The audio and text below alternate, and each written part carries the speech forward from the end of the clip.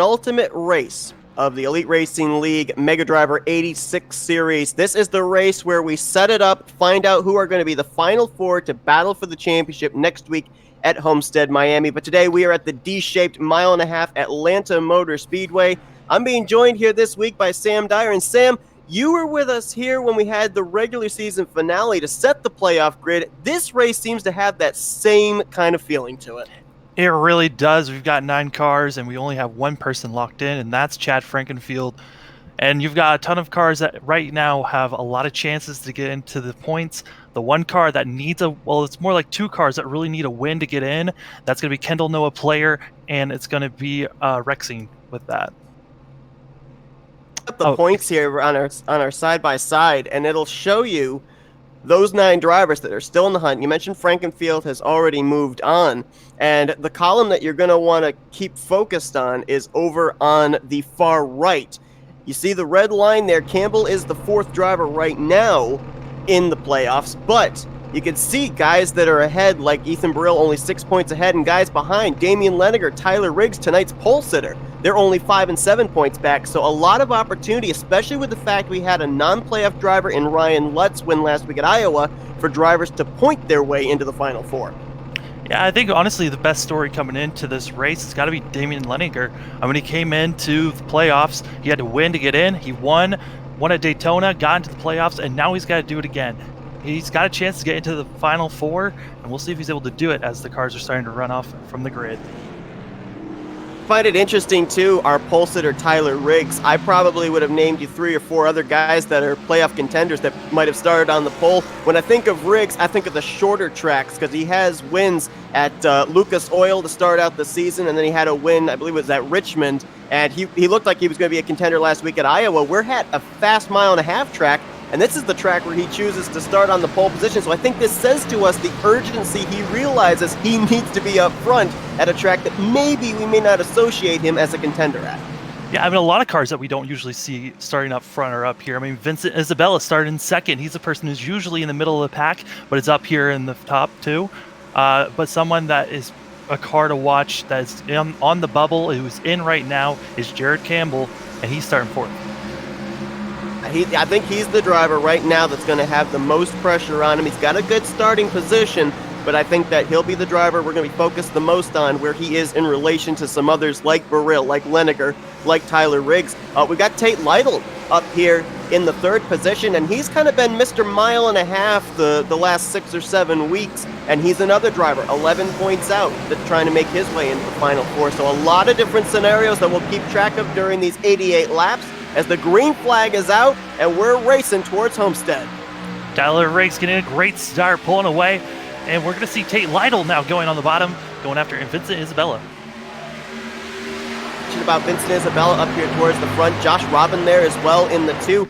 Ryan Lutz, last week, non-playoff contender, kind of spoiled the party for some playoff contender to lock themselves into Homestead. Isabella and Robin, the same thing could happen here this week, where a non-playoff driver could win, and we could have as many as 3 drivers getting into Homestead on points. As we're driving past lap number 1 being taken by Tyler Riggs. And right now, the top 3 are all points guys. They're trying to get in. In the 9th position is where you've got Chad Frankenfield. He's the only driver that knows he will be at Homestead in the Final Four next week. So, I think right now he's just out there trying to, as he said a couple weeks ago, he's out there now just trying to get wins, trying to carry momentum into Homestead. And right beside him, you got Ethan Burrill there. Now, Ethan's 6 points ahead of the cut line. So if you're him, are you focused more on where the 31 is on track, or are you just focused on keeping your car up in the top 10? I think at this point, it's just keeping your car in the top 10, just having a good finish. As just off of that last lap, Dustin Durer actually spun off of turn number 2, and his race is done. Not bring out the caution, however. We are still green. Another driver. Now, the thing that I found really interesting about this scenario, as opposed to the elimination race heading into Martinsville in the first round, is at Martinsville, we had maybe 3 or 4 drivers that we could say, okay, they're safe on points. They're moving on to the next round. But even a guy like David Tooker, who right now is running, I believe, in the 12th position, was only 11 points ahead of the cut line. Mathematically, with the number of cars that took the green, if he has an issue today, he could fall out of that top 4. Yeah, but I mean, with Dustin being taken out of this race, it's not helping Kendall Noah, player who needs every single point to get into this race. I mean, get into the next championship race. He needs these points. Otherwise, he's got to get a win to get in. Just a moment ago, making some strides to the front. How about Damian Leniger? And before we came on the air, you were talking about, his road not only in the playoffs, but to get into the playoffs. It's kind of been a Cinderella story for him, and he's up here, a guy that was 5 points out of 4th place, right now in the 3rd spot. We just got to watch out for all of these cars. But I think just Josh Robin is a car that could really just steal a win from some of these guys that need a win to get in. Also got some other guys up there that maybe could steal a win. How about Joshua L. Adams? Has always been a contender every race that we've gone to. Right now in that 6th position. Got eliminated after the first round, but it could be another case of what we saw with Ryan Lutz, where a guy that we've seen is fast could get up there and take a win away from one of these playoff contenders. And it looks like we've got a battle maybe brewing here for the race lead. Little by little, Tyler Riggs has been reeled in by Tate Lytle, and you wonder just how patient the 56 is going to be. Patience is the key. It's still a very long race, 88 laps, and we're coming to the 8th lap coming around. And this is going to be a long race for these guys, but I think the one thing that everyone has to watch out for are the tires.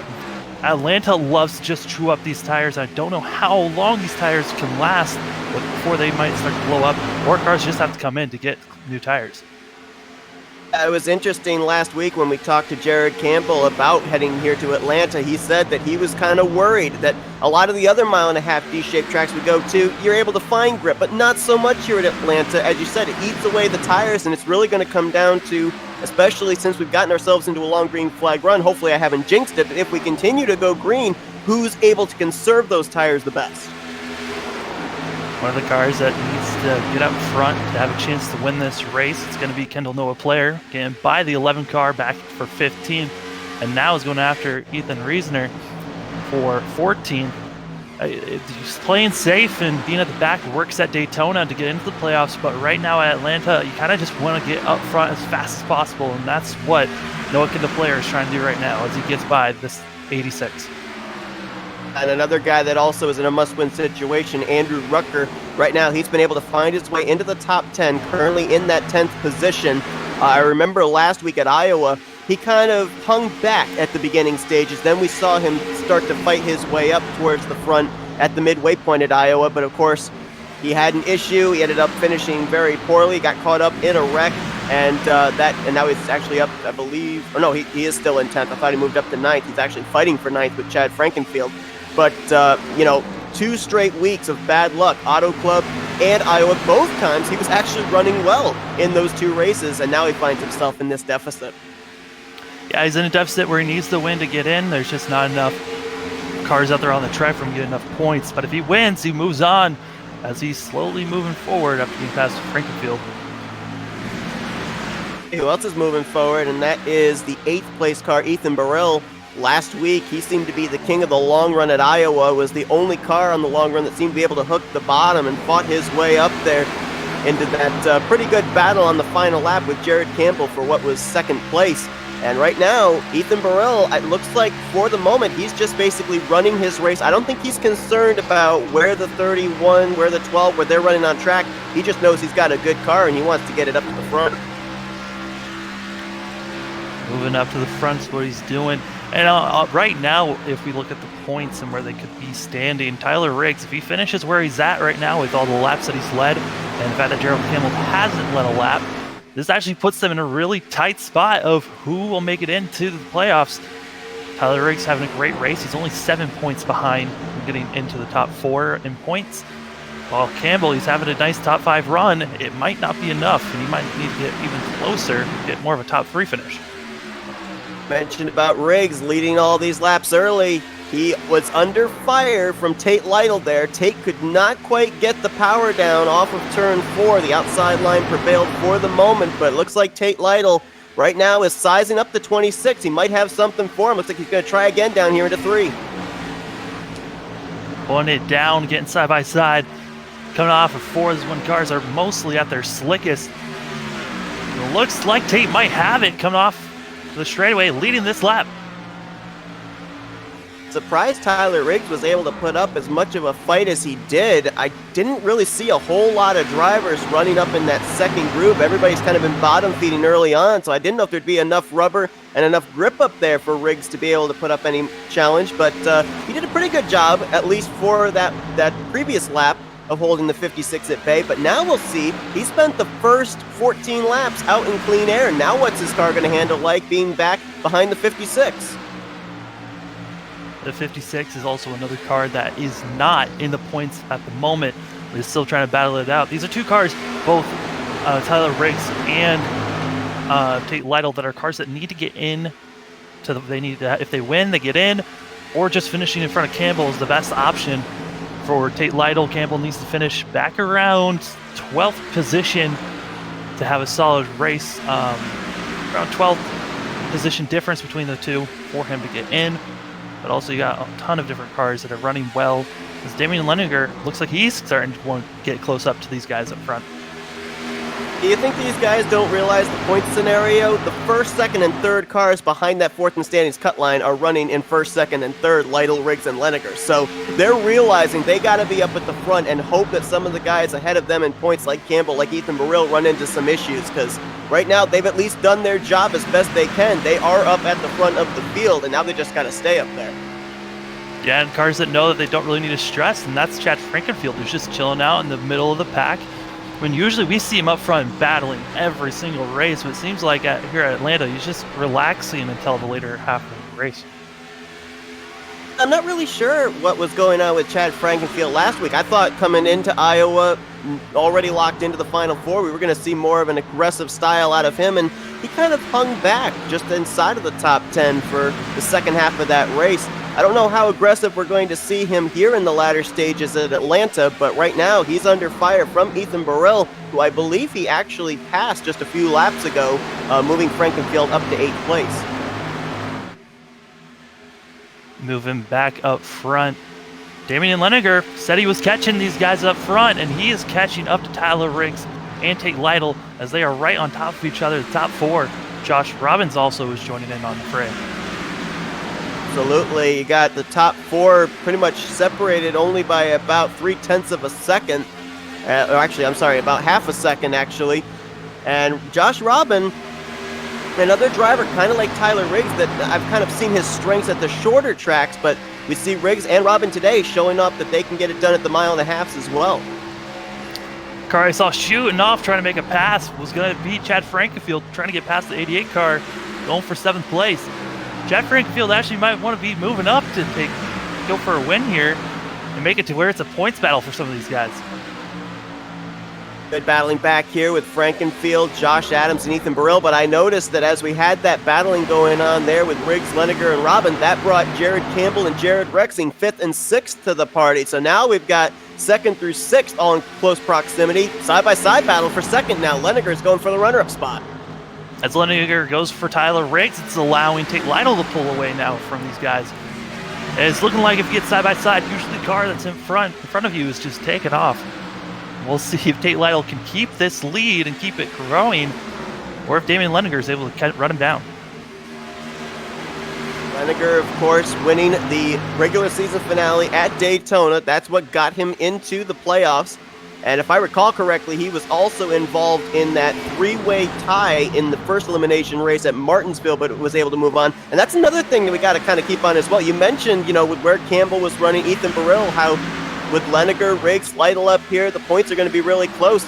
With the fact that 8 of the 9 drivers still in playoff contention have not locked themselves in, we could end up having a scenario like that where there could be a tie for the 4th position, and it could come down to a tiebreaker, which, what we remember back from Martinsville, would come down to who has the best finish in this round.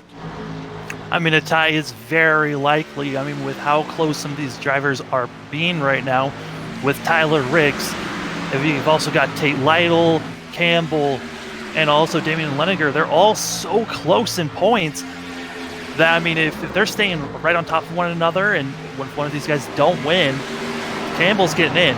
But if there's any spread out, there's a chance that we could be seeing a tie. Tell you who's been picking up spots the last couple of laps and been doing it quickly, and that's Andrew Rucker, now up to the 5th position. The last time we checked in with him, he was back in 10th, so he has been charging to the front. He is a man on a mission, and of course, being 9th of the 9 playoff drivers, he definitely needs to get to the front. Yeah, I mean, he's a man on a mission, but also the man who's tagging along with them is Frankenfield. They've been right on top of each other, just picking spots off, and now he's going. There's Rucker going for 3rd. Campbell went a little wide there out of 2 that last time around, as Ethan Burrell's going to get around him. And, you know, you mentioned the fact we got Tate Lytle out front, Frankenfield and Rucker moving up to the front as well. Those are all Fords. You think there's anything about the Mustangs having a little bit better longer run speed than the other manufacturers? A little bit of a longer run speed, a little bit of teamwork maybe with the manufacturers. We'll see. I mean, Andrew Rucker, being a man on a mission, trying to get past Damian Leniger now. He's someone that needs to win. He doesn't have the points to get in. He needs to win to get in. And he's trying to get up to front and at least get to 2nd as he is right now. We'll see if he's able to make a pass here on Damian Leniger. Looks like he's going for it. So he is going to at least get to the left rear quarter panel. We'll see if he can clear down into turn 1. Of the 9 playoff contenders coming into this race, 8 of them are currently up inside of the top 10. The only one that is missing is Kendall Noah Player. He is back in the 15th position. He won at a speedway, Pocono, earlier on in the season, the multiple green-white checkered race. But right now, I don't know, is it that he doesn't have the car to get up there, or do you think with us being in a long green flag run, he might be playing a little strategy? He could be playing strategy. I was saying earlier in the race, tires is going to be an issue. He could be just laying back and doing a short pit to get better tires, or he could be seeing if he can save his tires for longer than these guys are that are up front. We've now made it a quarter of the way through the race without a caution coming out. So it'll be interesting to see when these drivers come to pit road. I mean, my assumption is that it would be a one-stop race if we were to go green flag from start to finish. What would these guys do? Would they stretch it to the furthest the fuel window can go, or would they come to pit road maybe a few laps sooner and get the fresh rubber and try and take advantage that way? I would probably try to push it for as long as I can so you got fresher tires at the end of the race. The only risk to that, and both strategies have risk, is if you pit early, you risk blowing your tires at the end of the race, and if you pit later on, there's a chance you might blow your tires before you even get close to the end of the race. Tell you who's not worried about tires, Andrew Rucker. He's up to 2nd. He just ran 2 tenths, actually more than 2 tenths, about 2.5 tenths faster that last time around than Tate Lytle. He is closing quickly on the 56. We could have a battle between those two, I think maybe within the next lap and a half. Andrew Rucker starting 10th, now up to 2nd, and he is just cruising. Another cars that are moving up is going to be Chad Frankenfield and Ethan Burrell. And David Leniger is just dropping back like a rock, and so is Tyler Riggs. They're all the way back to about 7th and 5th. So they are, no doubt about that. Looks like also David Tooker back there in 10th. He hasn't really been able to work his way any further up than the 10th position. I don't know if he's just riding for the moment or if he's one of those guys that has gotten to a point where he's just going to ride and try and conserve a little bit. He does have that 11-point cushion over 4th coming into this race. Doesn't seem like that's really that much, but when you consider the fact that all his competition is just 2, 3, 4 positions ahead of him, he's in a pretty safe spot at this point. Yeah, that's Ethan Burrell with 11 points, and David Tucker has got 16 points. These guys are feeling secure. I think where Tucker is driving, he is totally fine in points, and he's 2nd in points, so he is not in any real danger if he stays safe and just runs clean in the middle of the pack. About Ethan Burrell, I mean, we talked to him last week after the Iowa race, and he says, you know, we've been so consistent, but we want to win. We have been so close so many times this season, and how cool would it be for him to be able to head into Homestead being a winner here at Atlanta. I think that's what's on his mind right now. I don't think he's really worried about consistency. I know he realizes the big picture, that he needs to run well and keep himself towards the front, at least up in the top 5 to move on to Homestead, but he wants to go into Homestead as a winner. I don't know where Andrew Rucker got this speed, but he passed Tate Lytle and just took off. Holy smokes. Andrew Rucker is a man on a mission. He might need to get a win to get in, and it looks like he might be able to do it with how fast he is running right now. Tate Lytle's been Mr. Mile and a Half this season, no doubt, but it also seems like Rucker's had some really good speed when we go to the speedways. He actually ran well at Auto Club 2 weeks ago. He got caught up in a wreck coming to the white flag. Oh, contact! Ethan Burrell and Tate Lytle getting into one another, coming off of 2, and those 2 are points, guys. There's no caution, no yellow. Both of these guys are on the bubble. Ethan Burrell with only 11-point advantage. And this is going to cause a lot of issues for both Ethan Burrell and Tate Lytle. Tate Lytle wasn't in points. He needed a good run to get in. And this could be costing him a chance for championship. This could cost these guys even more so in the fact we talk about just how hard this track is on tires. Both of them had to be on the brakes, so they must have worn those fronts down pretty good. Ethan Burrell's going into the pits now. Tate Lytle is still running out there. But those were some big hits. Like from the helicopter cam, Ethan Burrell may have just brushed the wall a little bit, and when he tried to save it, the car got light, and he got down to the passenger side door of the 56 of Lytle. Neither car got much damage, it didn't look like. I think that Burrell may have touched the inside wall just a tad, but it didn't look like that, like a heavy hit. But to your point, with Ethan Burrell coming to pit road, now he's thinking one of two things. Either one, he wants to be able to get himself up there first car lap down and get a caution to get the lucky dog, or he needs this whole green flag pit stop cycle to go around. The only question I have is, I don't know what the fuel window is. Would he, from this point on, be able to make it on fuel? Some cars have already gone to the pits, like Vincent Isabella, Logan Shea. Both of these guys are a lap down. Right now, though, if we had a caution, Vincent Isabella would get that lucky dog spot, and Ethan Burrell is in 23rd, and this is going to be cutting it close with points. He's got to run clean for the rest of this race and hope that other drivers have a rough time. Lytle is still out there, still on the lead lap, but he is in the 19th position. He is the next to last car on the lead lap. And again, I just don't know how much those front tires might have worn down and how much grip he may have lost going into these corners now and how much speed he may have lost because of that. A lot of speed loss, and Andrew Rucker is starting to catch up to more cars, lap more people down. He's going to be catching up to lap traffic in about 2 to 3 laps. So that might be something to watch out for. I'll tell you right now who is loving what just happened, and that's probably the 12 of Damian Leniger, because right now he is in 5th. Jared Campbell, he came into this race 5 points behind, is back in 11th, and Ethan Burrell, who he came into this race 16 points behind, as we mentioned, a lap down in 22nd. So right now, the stars are aligning for the 12 car. 12 car is looking good. I think even if there's a caution, if the race ends right now, it's close for the 12 machine if he's going to be in the points. It's looking like if we end the race right now, the 12 machine would be making it in. Ethan Burrell would be on the knocking the bubble out. I think Burrell would be out. The 12 would be in. I think also Campbell would be out if the race ended right now. Think we got some cars on pit road. We do. Jared Rexing is pit, Tyler Riggs, Joshua Adams, a number of drivers that were up there in the top 10 have hit pit road. And this is nearing the halfway point of this race. Looks like Adams may have overshot his pit stall just a bit there. So the question is, has the fuel window open for these drivers to now be able to make it the rest of the way? Or is this as far as these guys really can go, and are we looking at some drivers maybe having to save fuel to avoid being 2, 3, 4 laps short at the close of this race? Just watching the race go on, that's all we can do. Richard Hines just an update on cars. Richard Hines has disconnected and his race is over. So right now we have 23 running cars, and Ethan Burrell is right now. Nope, take that back. Jared Campbell is the last car.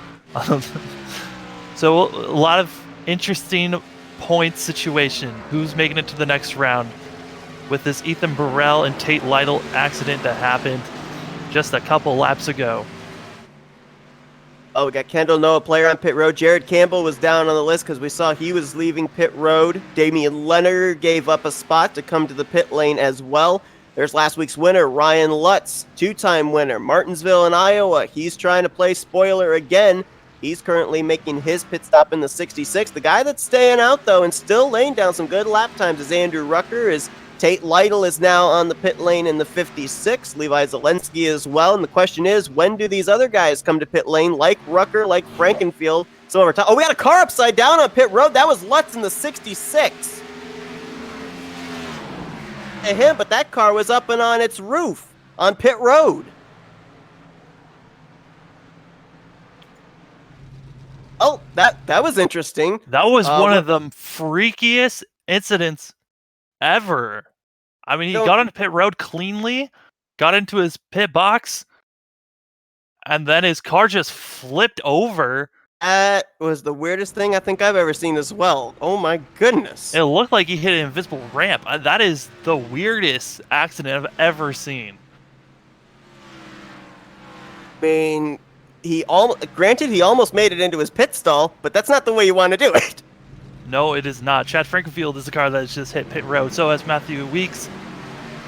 Leader Rucker is in as well.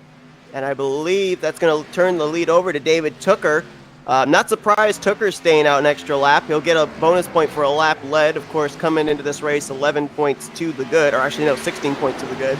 Ethan Reisner right behind him there as well in the 86. Finished runner-up back 2 weeks ago at Auto Club. And Reisner's actually going to go around. I think Tooker gave him the spot. I think the 19's coming to pit road this time. Looks like it as he dives down. I think the one car I'm surprised did not try to stay out to get a point would be Gerald Campbell. I think he's feeling confident that he's able to drive this car around. We will have to wait and see as Ethan Reisner is our leader. Trouble on pit road there for, I believe that was Shane D. Mantova in the 20. He gets into his pit stall, though, and Tooker overdrives it. Boy, that's another thing, too. We talk about the lack of grip on the track. A lot of drivers finding the lack of grip in their pit stalls. That's about the third or fourth car I've seen overshoot their stall. With how much these tires are being beat up, it makes sense why these cars would just want to slide when they're trying to slow down. There's no grip for them to slow on with. As it looks like Ethan Reisner might be coming in this time after this lap. We'll have to wait and see. As Joshua Clark, in second place, is coming in. We're focused here on the 37 of Ethan Burrell. Remember, he came to pit road after the spin between himself and Tate Lytle. He's worked his way now up to 11th. He'll pick up more spots as more drivers hit pit road. The question is, though, I don't remember exactly when he hit pit road. I think it was on lap 36. Question is, can he make it the rest of the way on fuel, or would he have to pit before the close of this race and give up all the spots he's gained here being off the pit sequence? Two cars that still haven't pit yet. It's Ethan Reisner and Michael Goodman. We're just waiting to see when they'll come in, but it's looking like Andrew Rucker is going to be getting the lead. And Jared Rexing, my bad. Jared Rexing is right on Andrew Rucker's tail. So if he's going to be able to get close enough to battle to see who's going to have the lead once these top two go into pits. You think tires don't matter here in terms of speed? Jared Rexing was one of the first cars on pit road during the cycle of pit stops. Rucker came to pit road maybe about 4 or 5 laps later, and as you mentioned, you can see the gap there. The 10 is within proximity of the 64. That just shows the difference between new tires versus old tires. Ethan Reisner still staying out for another lap, as Goodman has also gotten in the pits, which is going to put Rucker into second. Problem with staying out, though, is Reisner is losing a second and a half each lap to Rucker. So You know, he's obviously right now, I don't know if he's trying to catch a quick caution or not, because as of right now, there's, I believe, only 5 cars on the lead lap. Frankenfield, the last of those, so I think that might be what he's doing. He's maybe hoping he can stay out, get a caution, and trap all but the top 5 a lap down. That's what you got to hope for, but, I mean, based on how everyone's been running, yeah, we've seen a couple of spins, but everyone's been running pretty clean all race long. But just based on these speeds, Rucker could catch up to Reasoner in the next about 8 to 10 laps. I'm not certain if Campbell overshot his pit stall or what, but Campbell has dropped down to 18th in the running order now. He is 2 laps down to the leader, Ethan Reasoner, which says to me when Rucker takes the lead back from the 86, Campbell might be 1 lap down. I don't know if it was a pit road mistake for the 31, but that's put him into a bit of a sticky situation, especially with the fact that Leniger's now up in 7th, Burrell's up in 8th. I might be a little bit worried if I'm Campbell right now.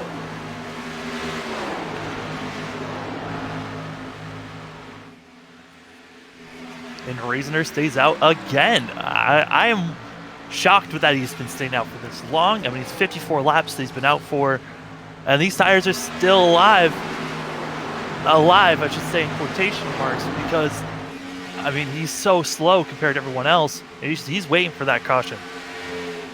But this has also given us a pretty good idea in the scenario for Ethan Burrell. If the 86 is able to stay out here 54 laps, with Ethan Burrell coming to pit road on lap 36, that would say to me that he'd be able to make it the regular scheduled distance to the end without having to come to pit road fuel-wise. Yeah, it's going to be close. I mean, he can make it that far, but he's also so far behind. He's going to be in 8th, 7th once Ethan Burrell goes into the pits. And does he have a big enough lead on everyone else? Because these tires are going to run out, and when they run out, everyone's going to be taking off so much faster than him. There's a good point. I mean, we'll have to wait and see here. I mean, right now, the good news for him is the driver behind him coming into this race in points, Jared Campbell, also is struggling. So that gives him a little bit of breathing room. He then has to worry about Damian Leniger and Tyler Riggs. And I think that maybe, too, if we look in the running order, yeah, Riggs is struggling. He's currently in 14th. So right now, even if his tires do wear down a little bit more with the fact that he's run more laps on his tires, I think with the fact the 26, the 56, even the 31 are struggling right now, may give him a little bit of breathing space, might even let him here on this run be able to run a little bit more conservatively than he would be if those guys were running up inside the top 10. Ethan Reasoner, another lap, another lap, he's staying out. Well, let's see if he comes in this time as Vincent Isabella passes him by. The thing too that we kind of have to address the elephant in the room for Ethan Burrell. The other guy he has to worry about is Andrew Rucker, because with Reasoner now pitting, Rucker is in a must-win situation. If he wins, he moves into the top 4 and displaces somebody, so he'd leapfrog everybody else. That's another thing that Ethan Burrell has to think about, and same for Jared Campbell. Oh yeah, no, if Andrew Rucker wins this race, Campbell is probably going to get knocked out, which then it gives Burrell a little bit of bubble space where he's feeling confident, but at the same time, with Damian Leniger having such a strong race and being able to have fresher tires at the end of this race if there's no caution, there's a chance that we could have Andrew Rucker and Damian Leniger come into the championship runs going up against David Tucker and Chad Frankenfield. Hey, you're right. I mean, it gives him a little bit of breathing space in one way, but it also puts the pressure on him, because if Rucker moves in, Burrell's on the bubble spot, theoretically, as far as the live points are concerned. So he has to be aware of the difference between himself and probably Damian Leniger right now, who is up in the 5th position. We saw Reasoner hit pit road, so now it's Rucker up front, Frankenfield in 2nd, Robin and Rexing, a couple of non-playoff drivers, in 3rd and 4th, Leniger in 5th, and look who's popped up there into 6th. We wondered if maybe he was hanging back, using some strategy. Now it looks like he's charging up to the front. Kendall Noah Player going to lose 6th to David Tucker here, but the 94 is back up here in the top 10. Could he have something in these closing stages? I mean, he's in the top 10. He's 7th right now after being passed by David Tucker, but he needs a win. A win is the only way that he can get in at this moment, just based on where everyone is running and with how many cars are running on the track. Now, David Tucker is doing what he needs to do in the 6th position. So right now, I would say with his positioning, he would be joining Frankenfield at Homestead. We got Rucker out there with the race lead. So right now, I would say that 4th spot's coming down between the 37, 31, and 12. I mean, it's going to be close. Andrew Rucker, he just needs to continue doing what he's doing with just the laps dwindling down. It's going to be close. I think the one thing also we need to worry about is Ethan Burrell did survive 50-plus laps with his tires, but can we see Ethan Burrell's tires last just as long as Reasoner's did? That's the big question. I mean, we saw just how much time Ethan Reasoner was losing to Andrew Rucker on those older tires. The thing that I'm looking at is the time between Ethan Burrell and basically the car, I guess, that he's battling right now, which would be Jared Campbell and Damian Leniger, with Leniger currently running ahead of him on fresher tires in 5th place. Ethan Burrell's got to manage the gap between himself and the 12, but at the same time, I think the car right now he's battling is Jared Campbell. So with Campbell a lap down, I would think, I'm looking here at the point scenario, I think that Ethan Burrell, if Leniger does not advance any higher than 5th, Ethan Burrell could fall down as far as maybe 15th place and still be able to move on to the next round. Yeah, you just got to stay clean and hope that you just have a better race than everyone else at this point. Doing my John Madden impression with that one. But looking at the points and who's still running, right now, Kendall Nova Player needs to win this race. There's not enough points out there with how many cars have disconnected for him to get in just based off points. So it's going to be difficult for Kendall Nova Player, but he still can do it. There's just the laps are dwindling away from him to try to catch up to Andrew Rucker. Time's running out as well for Tyler Riggs and Tate Lytle. They're 13th and 14th. I think right now they need a caution to keep their playoff hopes alive. The field is just so spread out. There's no way that they can make up enough time on green flag run to be able to pick up spots, especially with the fact that we've got Leniger up here in the 5th spot, Burrell in the 8th spot. They need to see a caution here in these final 20 laps, or else their playoff hopes of going to Homestead are out the window. Yeah, with Andrew Rucker being up front, and if he wins this race, it's all a battle against Ethan. It's going to be against Ethan Burrell, really, for all these guys. They've got to try to finish better than Ethan Burrell is, and at the moment they're not. And there's not enough spacing and points-wise for them to get in. But Andrew Rucker, if he just continues doing what he's doing, which has been looking dominant since he took the lead, it looks like he's going to be making it to the championship week. We just had an exchange for second. I mean, we're doing all this scenario with Rucker winning the race and moving on to Homestead, but Josh Robin took second away from Chad Frankenfield. Now, the lap before, Robin was about a 10th quicker. The last couple of laps here, it looks like Rucker's been a little bit faster, but I don't know. Maybe this two cars got something. He's a little over 6 seconds back. He's going to have about 20 laps to go and about 2 laps. I don't know. Has he got a car that could maybe be kind of like Ryan Lutz was last week? Play spoiler, take a non-playoff driver win, and basically, I guess that would take Andrew Rucker out of the Homestead scenario. It would take Andrew Rucker out if Josh Robin came up and took this win away. It would take Rucker out. It would take Noah Player out. I mean, it would just change up everything. And right now, I'm watching Chad Frankenfield, and his car has just been looking loose off these corners as he's battling with Michael Goodman. Josh Robin, he is losing ground right now to Rucker because he's having to deal with some lap traffic.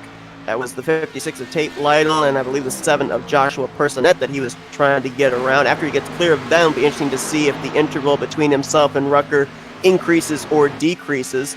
You mentioned Frankenfield back there in 3rd, and I think cars ahead of him might have just hit the wall. I've seen a couple of drivers actually sliding up and hitting the wall a little bit off of turn 2.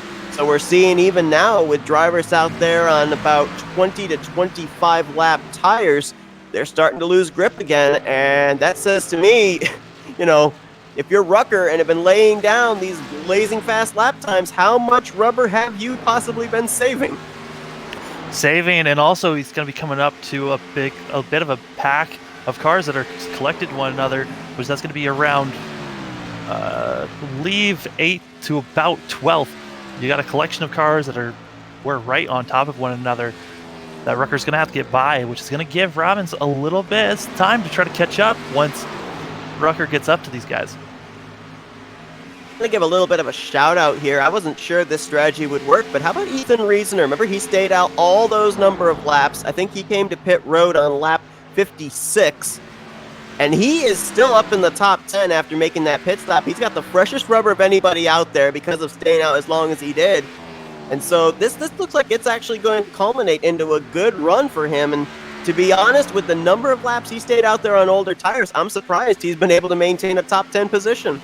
Yeah, I mean, a top 10 position when he was running in the latter half of the field. It's good to see where he's running now, especially when I honestly thought his tires were going to blow up and he was going to spin it around, but he kept those tires under his car and was able to pit around the 50 lap markers. Top 10 is a solid day for the way that he's been running. They're solid outing as well for the 28 of Joshua Clark. He just actually made his way around Ethan Burrill for the 8th position. Clark, of course, getting eliminated in the first round of the playoffs. He was the driver involved in that 3-way tie for the final transfer position, but did not finish higher than the 2 drivers he was tied with, which, if I remember correctly, were Rucker and Leniger, 2 drivers that at this point in time look like they could be heading to Homestead. Just looking at the big movers of all during the race, got to give a shout out to Jared Rexing in 6th position, started 21st, and now has moved up to 6th. Another car that's moved up is going to be Alex Balvance in that 5 machine. He's now running 11th. He started around 24th and now is up to 11th. A good solid day for him.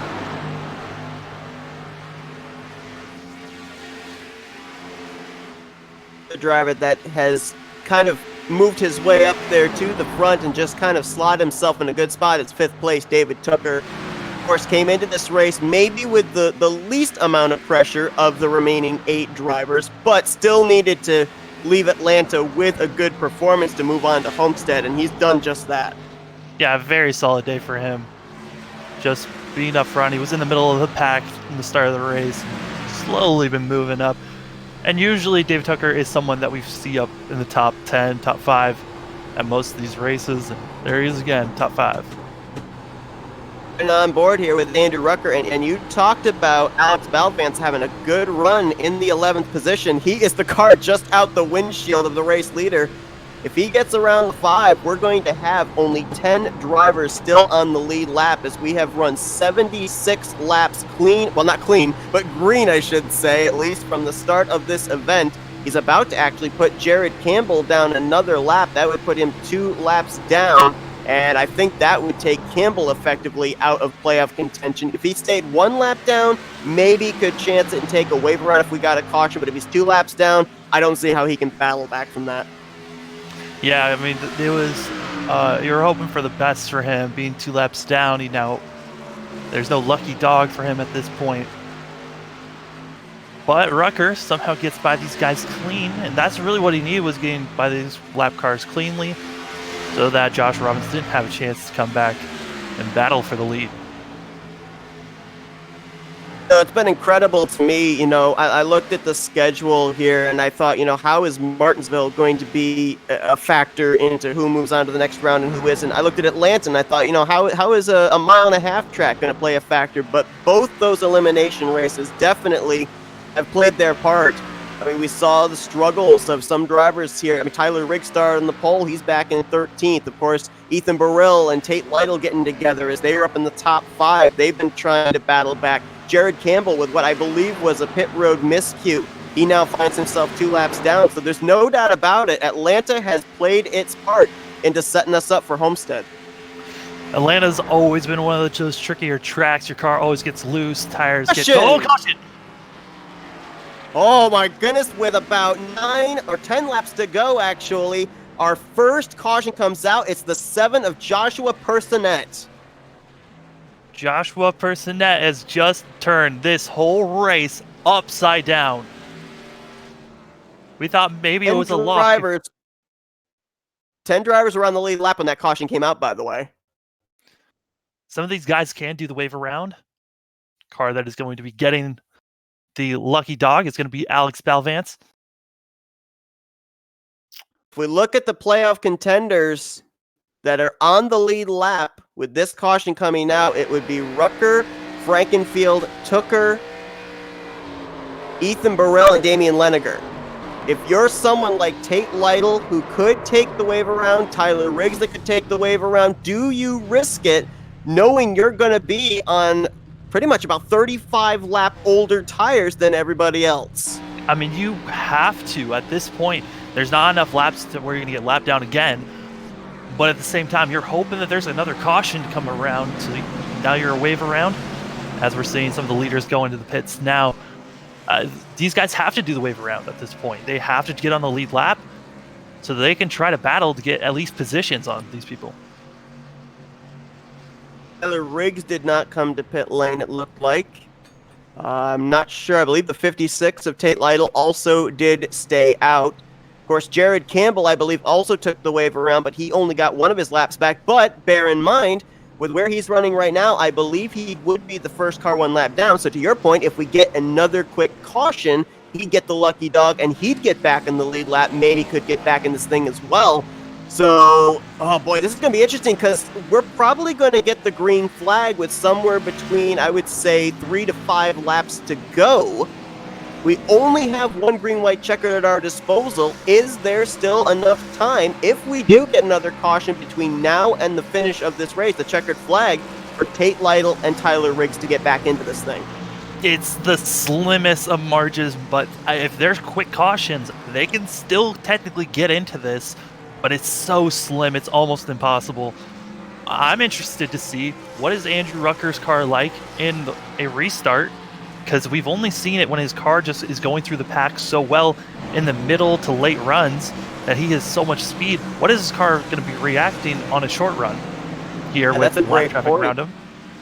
Because we ended up having Josh Robin, even though there was like lap traffic coming into play, Josh Robin was slowly chipping away at Rucker's lead. Damian Leniger, back at the initial start of the race, was making some pretty good moves on the short run. He's going to line up there in the 3rd position. Of course, Frankenfield, nothing to lose. He's going to Homestead. He knows that already.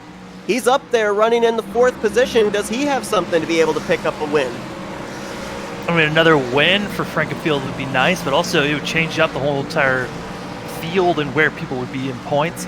It would take Rucker out for sure. It would take Noah Kendall Player out, but it would make things a little bit more interesting because of where Campbell's running right now and where people would be laying up.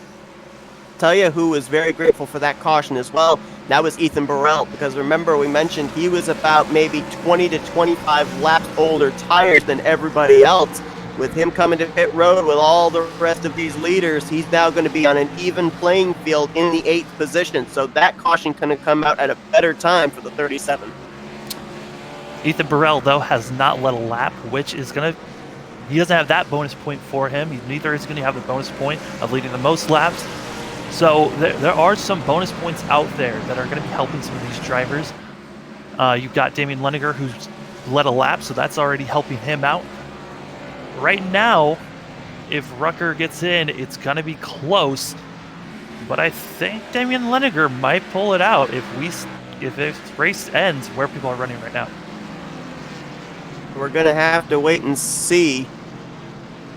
I think you're right. The battle right now with Rucker out front, if he wins, it's going to be between the 12 and the 37. But we are going to get the green flag. It's going to be with a total of 5 laps to go. Still time for anything can happen, because let's not forget, Rucker was actually running up inside of the top 10 on the final lap at Auto Club a few weeks ago, got caught up in a last lap wreck, and ended up finishing, I believe it was just inside of the top 20. So these guys are not out of the woods yet. This race is not over. There's still a chance that someone can have something happen, an error can happen, and some of these guys that we've been talking about all day at the front could find themselves on the end of the hook. Lights on the pace car are off. We are going green this time by. Who is going to be battling it out for the championship? Only the top 4 points make it.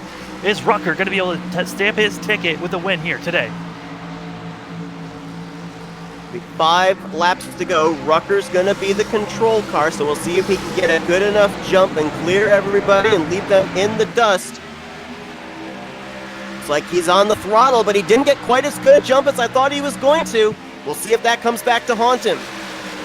Not as good as a jump as we saw Tyler Riggs get at the start of the race, but it's still the lead that he has. As we're watching the top, we're watching second and third being side by side. This is what Rucker needs. These guys to stay side by side, but Damian Leninger is now pulling away and he's up to second.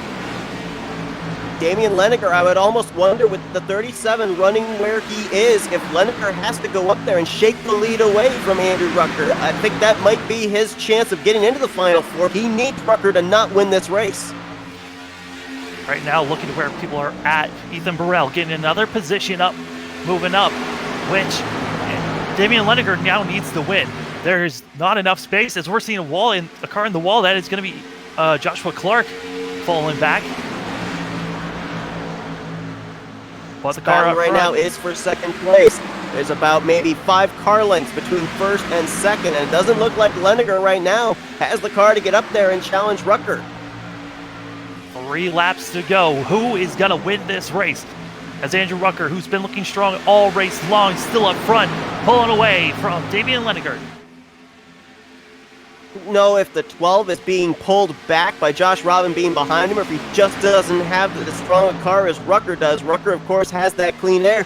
Gap looks like it may have closed up just the least little bit between the top 2. We'll see here the interval just about 3.5 tenths of a second with 2 laps to go. 2 laps to go, and it's looking like Ethan Burrell might be starting to move up.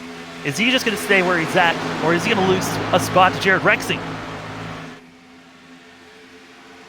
Now, if my calculations are correct, if Rucker closes the deal out, Ethan Burrell, with where he's running, even if he drops back to 7th, he would make it in the final spot, and that would lock Damian Leninger out. So it really is Leninger fighting here, not only for the win, but for a chance to go to Homestead. Last lap, white flags in the air. What a huge run off of turn number 4. Damian Leninger is right there on top of Riggs' back bumper, but is there enough?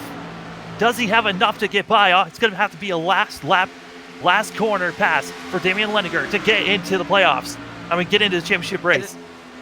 He made it into Daytona last minute. Does he have another miracle in his pocket through 3 and 4? About a car length and a half off turn 4. Not gonna be enough. Rucker's going to Homestead. A must-win situation. It comes true today. Rucker's gonna make it. Along with Frankenfield, I believe Tooker and Ethan Burrell will be your final 4 for the championship. What a race, and that is what Andrew Rucker needed, was a win. He didn't have enough cars in this race to win and get in by points. He needed a win, and that's what he did. What a huge race and dominating race by Andrew Rucker. Absolutely. Did not start this race at the front. Had to fight his way there, but once he got past Tyler Riggs for the race lead, there was no looking back. And boy, talk about the pressures coming into this race. Ninth of the 9 remaining playoff contenders, and he brings home the much-needed win. And I'll tell you what, might want to look at this guy as maybe a dark horse to maybe steal the championship away when we get to Homestead. Look to get an auto club, now winning today's race. He is someone that is now looking very good for the championship. This was a fantastic race to watch. Didn't know if he was going to stay green all the way through. A little late caution. Thought there was a little bit of a scare, but Andrew Rucker pulls it off. It'll be 2 Ford Mustangs going up against 2 Toyota Supras as the teammates, Ethan Burrell and David Tooker, they're going to be heading to Homestead as well. So that's going to be a pretty good battle amongst those guys. When we think back to Tooker and Frankenfield, the closest finish of the season back at Tsukuba. Ethan Burrell still chasing his first win of the season. Imagine if it ends up just being a championship with no wins. And Rucker, talk about the momentum he's going to be taking into the season finale with this win here today. A must-win situation driver. Man, also in second place, Damian Leninger. What a great run he was showing all race. He almost pulled it off with another miracle, but was not able to do it, falling just a little bit short. And David Tooker and Chad Frankenfield getting the top P5 finish here. Those two were just in the middle of the pack all race long, but finishing strong here today. Absolutely. Got Josh Robin there right in between all those playoff contenders in third. Great performance for him. Jared Rexing will finish in sixth. Ethan Burrill, all he had to do was finish about 10 positions behind Leniger. He finished only 5 positions back, which is why he's going to get the fourth and final spot as Rucker leapfrogged not only him, but as well as Tooker and Campbell. And I think maybe the heartbreak of this race, and I still think it was some kind of pit road miscue. I don't know if he sped on pit road or if he overshot his pit stall, but that would probably have to be Jared Campbell. And you have some other guys that got eliminated as well as we look on down through 11th on back, and you've got Tyler Riggs down there. You know, that late caution, we thought maybe he might be able to salvage something, but he was on older tires after taking the wave around. Tate Lytle, boy, he looked like he had one of the cars to beat there up inside the top 3, but just an innocent victim in that contact with Ethan Burrell. He's not going to go to Homestead, finishing 15th, and there you see Campbell in 18th. Just a lot of heartbreak as well, along with the elation for some of these playoff guys.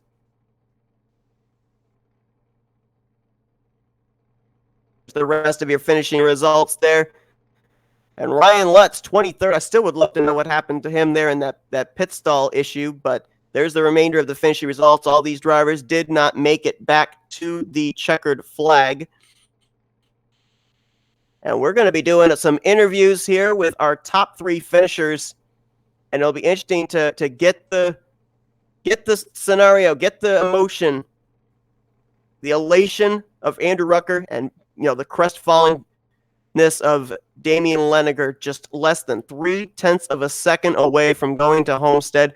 We're going to start things first with the third place car, Josh Robin. Josh, it's Seth and Sam up here in the Flatout Racing Network Studios booth. You got us?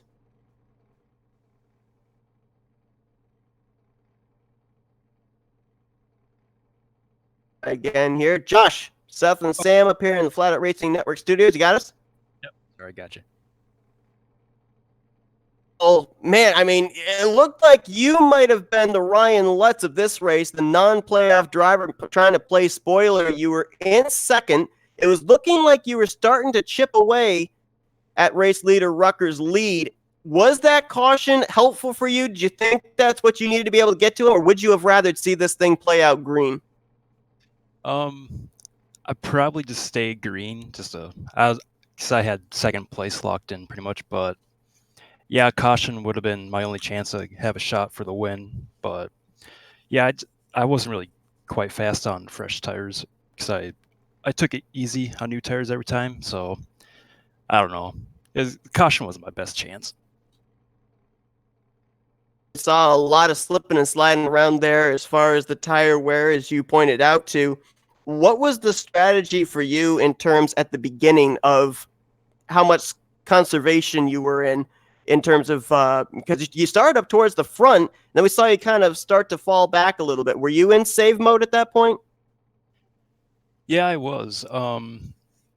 Yeah, saving the tires, and once I got shuffled to the outside, I just got freight trained. Everybody just went by on the bottom and fell back to, I think, 9th. Then I just kind of rode around back there for a few more laps and started to pass them back again, and got into that long run before the pit stops, and I think I got up to second when I came down pit road. Let's talk about pit road real quick, because we saw a lot of drivers struggle. Just how difficult was it to be able to not only traverse down pit road, but also make it pinpoint into your pit box? Yeah. This could be a tricky track to get down on pit road, because the track grip is really bad. So I think I got in there just perfect, because I was coming in pretty hot. Almost I locked up my tires a little bit, but it wasn't too bad. I almost sped come down pit road, but I got slowed down just in time, and I think I actually made up some time on Andrew when I came down pit road. Let's see if Sam's got any questions for you. At the moment, I do not, sir. Okay, well, a third place run, though, a great run for you here today, Josh. We're going to turn the microphone over to you and let you do some shout-outs. Yeah, shout out to you guys for broadcasting and all the viewers that tuned in to watch. And big shout out to Chad for putting this league on. It's a pretty fun league. I enjoy it over here, and I can't wait till next season. All right, well, congrats on your third place run, and maybe we'll talk to you next week at Homestead. All right, thanks. All right, let's find out what's going through the mind of the runner-up finisher here today, Damian Leniger. Damian, it's Seth and Sam up here in the Flatout Racing Network studios. You got us? Yeah, what's up, guys?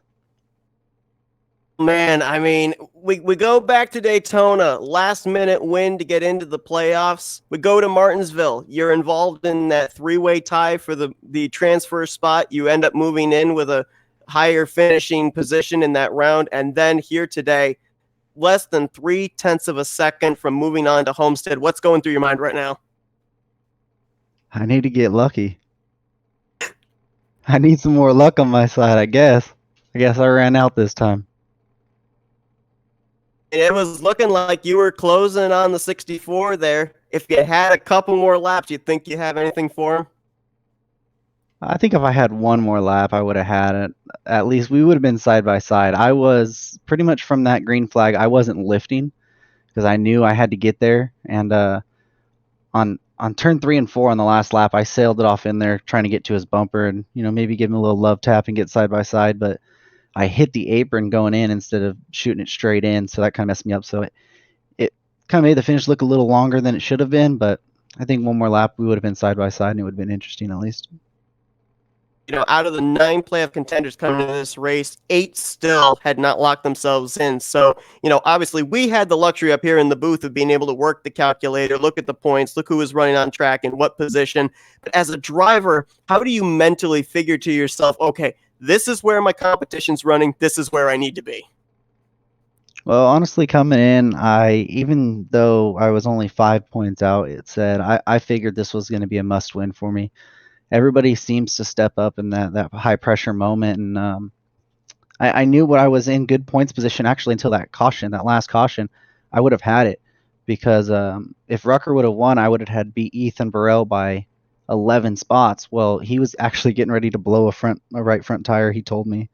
So he would have had to pit, and I would have made it that way. But because of that caution, it allowed him to pit and not lose any laps in any spots. So I knew at that point it was pretty much just had to go for the win and came up short. Sam, you got anything? Yeah, I mean, again, tires seem to be the issue of all race for a lot of people, trying to keep them last for as long as they could. Coming on to pit road, were you having any issues with your tires? I think my issue is that I ran some B fixed this week, which is pretty much the same set, same conditions and everything, and we never really got a long run, so I was always pushing and pushing, and I started that at the beginning, and 24 laps in, I looked down and I'm getting tight going up and almost hitting the wall, and here comes Josh Robin and Rucker and Chad and all them, and they just came flying by me. So I had the experience of getting onto pit road, and it was no big deal, but at lap 41 when I pitted, my right front was at like 16% left, and I was talking to them, and theirs was close to 40, so I was burning it up pretty good. I don't know how much speed I had on the long run, really. I think it was just pit strategy and stuff with when I pitted and the caution falls that put me in this position. But once we got that last restart, I felt like, hey, we got a short run here. Let's go give it all we got. Definitely, it looked like you were good on the short run at the start of the race. So we were looking to see if maybe you were going to have something there on the short run at the conclusion of the race. But we're going to turn the microphone over to you and let you do some shout outs here. All right, thanks, guys. I want to thank you guys for this great season that you guys have been able to broadcast for us, and I thank Chad and all the elite guys for putting this on. I mean, this is the most competitive series I've ever been in, and to be able to come here and race with good people and stuff every week, it's really fun. And I need to shout out my Bright Lights guys, Jared Rexing, Josh Adams, Ryan Lutz, me, myself, obviously. We've just had a strong season this year. Actually, coming into this, we had won 3 straight elite races and had many wins this season. So sucks it ended this way for the championship run, but we'll just come back at it next year. All right. Well, I know obviously it's one position short than what you wanted to finish, but still a great second place run. You finished out the regular season with a win. Maybe you can finish out the entire season with a win next week at Homestead. Thanks. All right, the disappointment of Damian Leniger. Let's bring in the guy that is going to Homestead. Must-win situation, and he got it done, Andrew Rucker. Andrew, it's Seth and Sam up here in the Flatout Racing Network studios. You got us? Yeah, man, I got you. Well, I mean, 9th of the 9 playoff drivers coming into this race, 36 points back from the 4th in the standings cutoff line. You were in a must-win situation, and you pulled it off. How in the world did you do that? Honestly, I don't know. Question. I just had really good long run speed and kind of just set sail from there. And you were pulling away after you got around the 26. Nobody was able to get to your back bumper. But then we had that late race caution come out. What was going through your head then? I thought it was over. I knew it wasn't too great on a short run. I knew Damon was fast. I just glad to pull it out. Well, no doubt about that. You definitely pulled it out. You had Leniger closing in on you there in the closing stages. At the point that you were at and the point he was at on those final 2 laps, both of you were technically in must-win situations. I mean, were you having any kind of defensive strategy in the back of your mind if he got to your back bumper? Just try to the inside blocked could, but I got a good restart, so I didn't really feel like he could get there. And I wasn't pushing it too hard off exit. I didn't want to get loose. So, but that last lap did get a little bit nervous, but it was all good. Sam's got any questions for you? Well, Andrew, congratulations on your first win of the season. What are your thoughts going into tomorrow? I mean, not in tomorrow, but coming into the next race at Homestead? Shoot, we're going to Homestead? I thought we was going Gateway. My gosh. See, I'm all over the place. Yeah, I don't know then. I ain't tested that out, so we'll have to get to work and see how that goes. Obviously, a great performance for you today. A well-needed run. You needed the win to get into the Final Four. We're going to turn the microphone over to you, and we're going to let you do some shout-outs.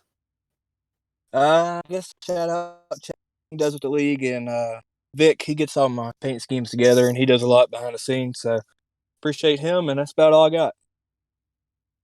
Well, as Sam alluded to, your first win on the season, and what a win it is. You're battling for the championship next week at Homestead. Wish you luck with that. All right, thank you.